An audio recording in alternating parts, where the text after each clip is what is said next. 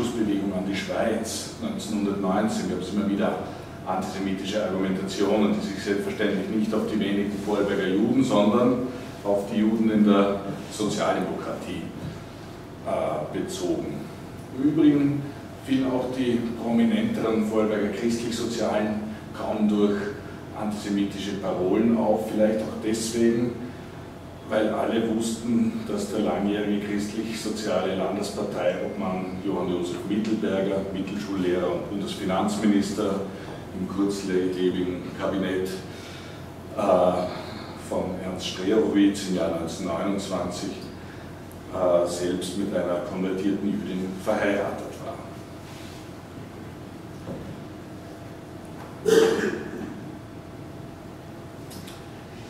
Im Wahlkampf zu den Landtagswahlen 1928 hielt der Landeshauptmann auf der Hauptversammlung des Christlich-Sozialen Volksvereins in Dornbirn eine lange Rede, in der er nach Ausführungen, sehr interessanten Ausführungen über die Modernisierungen im Vorarlberg, Wasserschutzbauten, Kraftwerksbauten, Straßenbau, die wirtschaftliche Situation, auf einmal im Zusammenhang mit dem Föderalismus,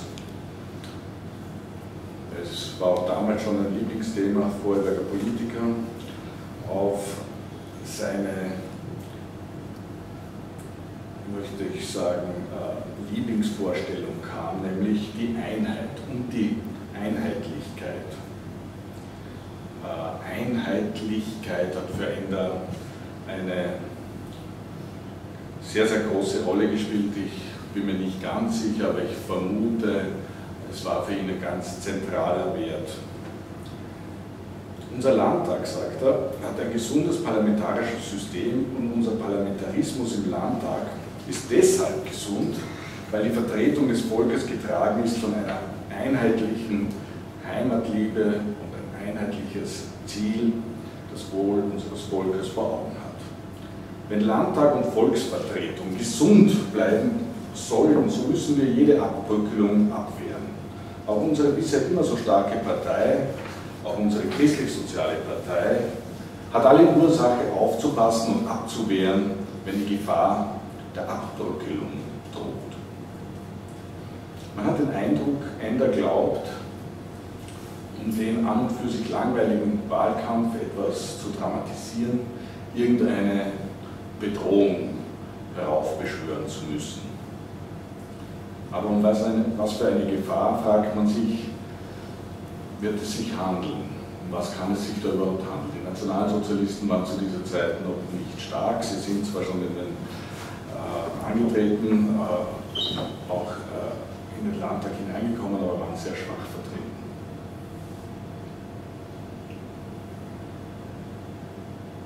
Ohne Umschweife kam nun Ender auf die Juden zu sprechen und sagte, das ist die Stärke unseres fremden Gastvolkes, dass es versteht, Spaltung hineinzutragen.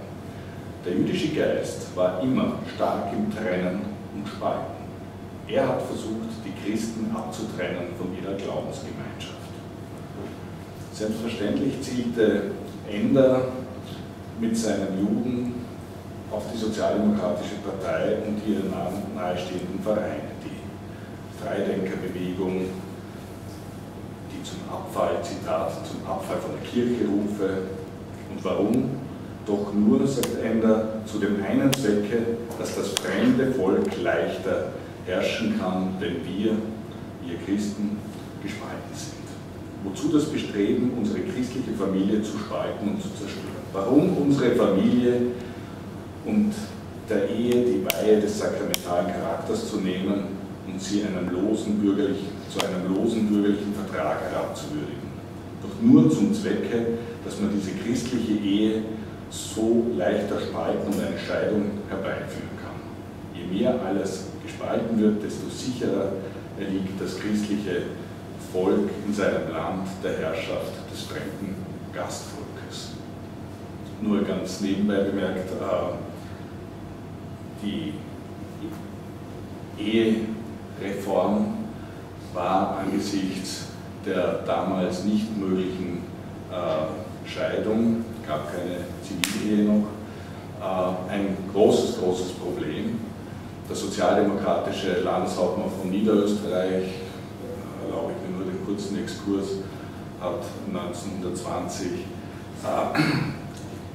von Tisch und Bett getrennte, wie das hieß, aber eben nicht Geschiedene, wieder verheiratet. Und das hat einen unglaublichen juristischen Ballerwatsch angerichtet, der, glaube ich, eine größere Zahl von Juristen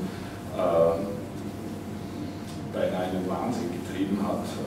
OGH und Verfassungsgerichtshof haben gegeneinander Entscheidungen gefällt. Es war eine wirklich nahezu unentwirrbare Situation. Ender fährt weiter fort und kommt auf die Aktion der Kinderfreunde zu sprechen. Die ziele nur darauf, uns den Träger der Zukunft aus der Familie zu reißen, das Kind. Ender nahm noch einiges ins Visier, den Internationalismus, der den Vorarlbergern das alemannische Nationalbewusstsein, das Volksbewusstsein rauben wolle. Und unter Führung des Fremdvolkes seien Gewerkschaften zu sozialdemokratischen Parteizwecken missbraucht worden und so weiter. Ender konstatiert eine gastvölkische Infektion, wie er das nennt, und warnte, vergessen wir nicht, dass wir auch unsere Jugend haben müssen. Nur dann werden wir bestehen können, wenn wir ein föderalistisches, alemannisches, rassenbewusstes und ein christliches Volk bleiben, das Abwehrkraft genug hat gegen den jüdischen Spaltpilz, den Klassenkampf. Einige Tage später war Robert Danneberg in Vorarlberg. Robert Danneberg, einer der wichtigsten sozialdemokratischen Politiker der Zwischenkriegszeit, Gemeinderat von Wien, Nationalrat. Er war auch derjenige, der die Wahlkampfstrategien für die Sozialdemokratische Partei entwickelt hat, der permanent Wahlanalysen durchgeführt, auch publiziert hat. Danneberg war bei allen wichtigen Verhandlungen zwischen den Parteien immer dabei. Otto Ender hat übrigens wenig später, 2 Jahre später, mit Danneberg während seiner Kanzlerschaft einen sehr wichtigen Finanzausgleich ausgehandelt, der für Ender, für Danneberg weniger, aber für Ender ein sehr großer Erfolg am Beginn seiner Kanzlerschaft war.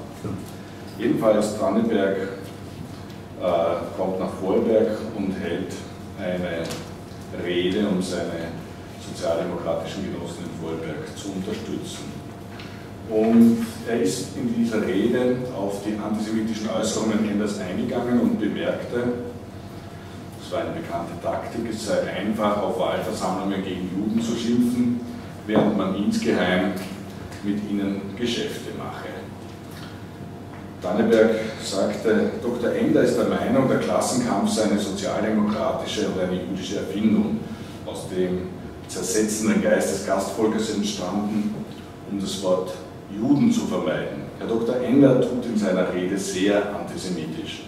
Mein Gott, wie bei den christlich-sozialen alles Schwindel ist, so ist es der Antisemitismus natürlich erst recht. Und im Munde Dr. Enders nimmt er sich besonders putzig aus. Danneberg hielt Ender neben der Skandalgeschichte mit der Agrarbank, in deren Untergang, wie könnte es auch anders gewesen sein, eine christlich-soziale Gründung muss man dazu sagen, aber es waren in diesen Untergang dieser Bank natürlich auch einige jüdische Bankdirektoren verwickelt und er warf ihm vor, ein Verwaltungsratsmandat einer Firma inne gehabt zu haben, in der, wie er sich ausdrückte, das Gastvolk eine sehr große Rolle spielte. Und er fügte hinzu, das mit dem Gastvolk ist eine merkwürdige Sache. In der Versammlung macht sich das Schimpfen auf die Juden sehr schön, aber im stillen Kämmerlein sitzen diese christlich-sozialen natürlich nicht mit armen jüdischen Angestellten beisammen, aber mit reichen Bankjuden ist man gut Freund und draußen in der Versammlung erzählt man den Bauern etwas über Antisemitismus. Dr. Ender hat nicht nur vom Gastvolk im Allgemeinen geredet, sondern er ist schon deutlicher geworden, als er von Marx und Engels gesprochen hat. Er hat da gesagt, es seien die ersten Patentjuden gewesen, die auf dem Gebiete der Klassenverhetzung gearbeitet haben. und so weiter. Auf diese Rede Dannebergs, die natürlich etwas provokant war, hat Ender auf einer Wählerversammlung in Rankweil am 26. Februar geantwortet.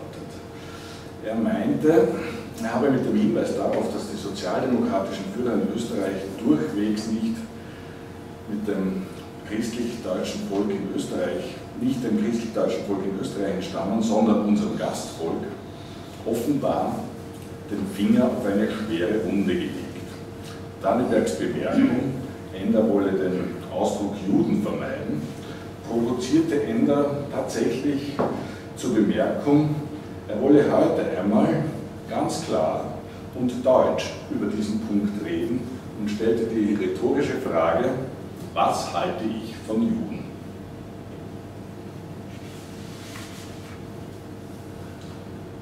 Nach einem Loblied auf Fleiß, Familiensinn und Geschäftstüchtigkeit der Juden, sagte er, man braucht die Juden weder zu hassen noch zu verachten. Beides ist ungerecht und sicher nicht christlich.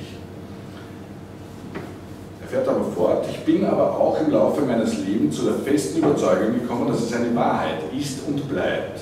Die Juden sind eine eigene Rasse, eine eigene Nation und kaum vermischbar mit anderen Völkern.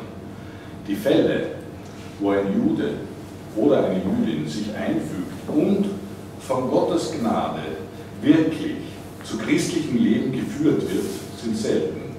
Sie leben nach der Art der Nomaden, zerstreut auf der ganzen Welt, unter allen Völkern, und trotzdem beseelt sie ein instinktives Gefühl internationaler Zusammengehörigkeit. Ender fährt fort, und jetzt kommt die Passage, auf die du schon hingewiesen hast.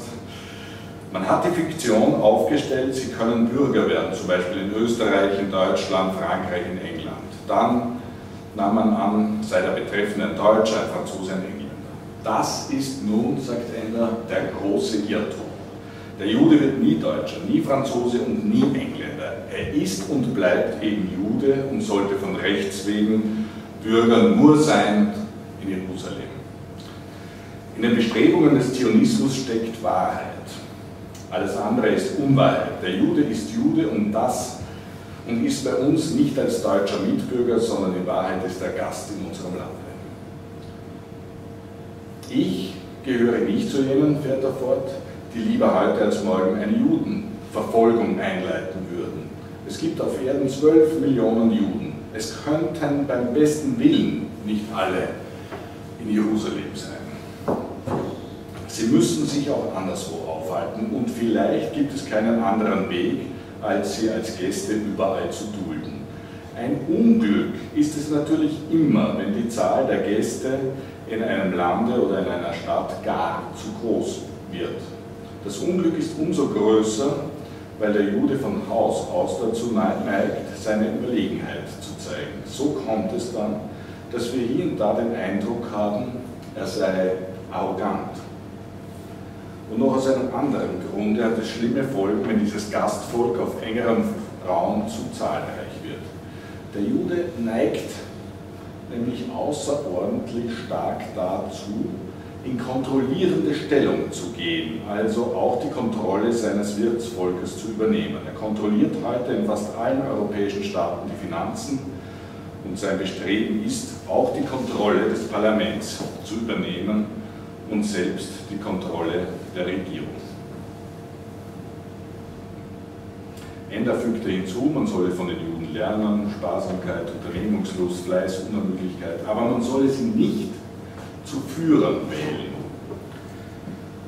Man solle sie nicht in Vertretungskörper ziehen lassen und in die Regierung. Die Juden, so führte er aus, kontrollierten über die sozialdemokratischen Landtagsabgeordneten auch den Vorarlberger Landtag.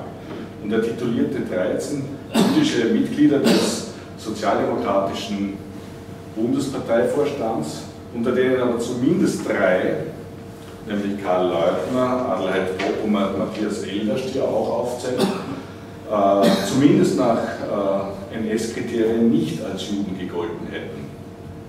Fassen wir das kurz zusammen nach diesen langen Zitaten.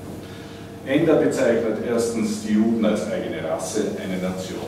Er sagt zweitens, wirkliche Konvertiten seien selten. Er sagt drittens,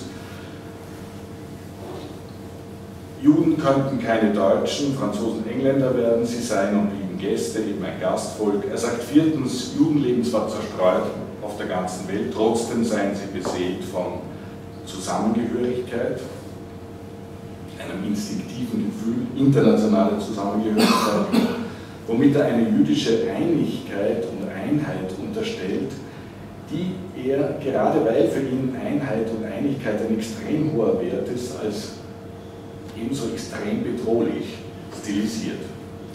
Ender lehnt fünftens zwar eine Judenverfolgung ab, aber er stellt sie damit auch zumindest in den Raum.